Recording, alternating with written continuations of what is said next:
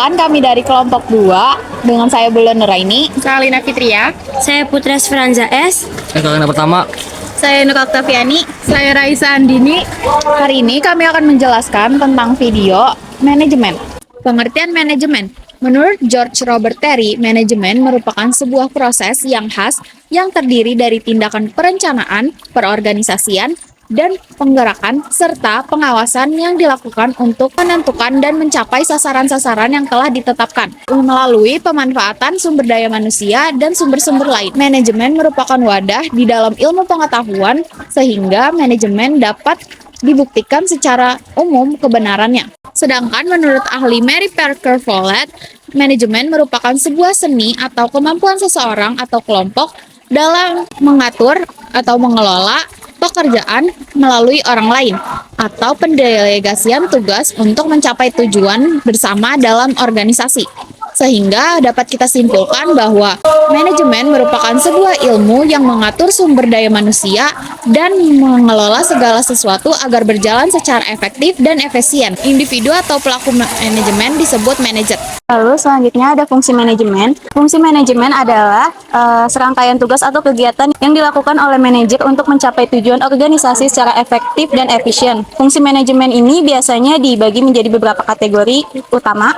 Yang pertama, perencanaan atau planning. Perencanaan merupakan fungsi pertama dari manajemen suatu organisasi. Fungsi akan dibuat atau dilakukan di awal kegiatan untuk menentukan tujuan yang ingin dicapai dan juga meliputi perumusan dan penyusunan apa saja yang akan dilakukan untuk mencapai tujuan dan menentukan strategi. Pada tahapan ini bisa juga menetapkan konsep 5W plus 1H, yaitu what, why, where, when, who, dan how.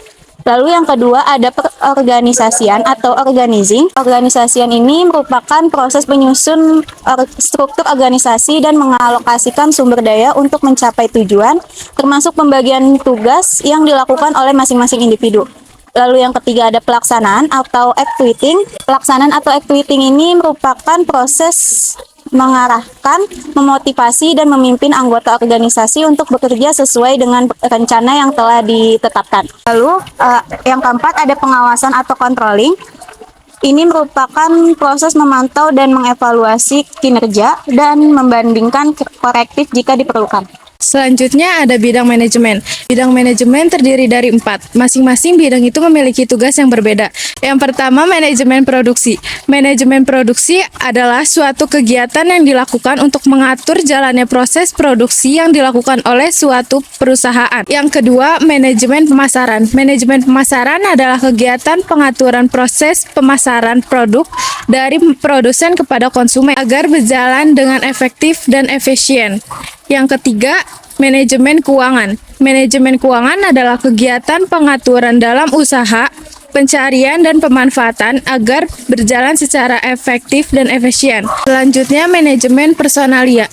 Manajemen personalia disebut juga manajemen sumber daya manusia. Menurut Hasibuan, manajemen merupakan ilmu dan seni mengatur hubungan dan peranan tenaga kerja agar efektif dan efisien. Lalu ada tingkatan-tingkatan manajemen. Yang pertama ada top manajemen atau manajemen puncak, yang biasanya mereka lebih banyak menggunakan kerja otak dibandingkan kerja fisik. Mereka juga merupakan level tertinggi dalam manajemen. Tugasnya biasanya mengatur jalannya sebuah perusahaan. Contohnya yaitu presiden direksi, dewan direksi, dan CEO. Yang kedua ada middle management atau manajemen menengah. Biasanya mereka menggunakan kerja otak dan kerja fisik secara seimbang.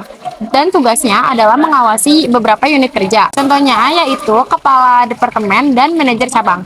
Lalu ada lower management atau tingkatan paling rendah di dalam manajemen. Biasanya mereka lebih banyak menggunakan kerja fisik dibandingkan kerja otak. Dalam tugasnya mereka biasanya memotivasi karyawan dan mengkomunikasikan rencana. Lalu contoh dari mereka yaitu mandor, supervisor, dan kepala sekel. Selanjutnya ada unsur-unsur manajemen. Yang pertama uang, 2 manusia, 3 metode, 4 mesin, 5 pasar. Prinsip-prinsip manajemen.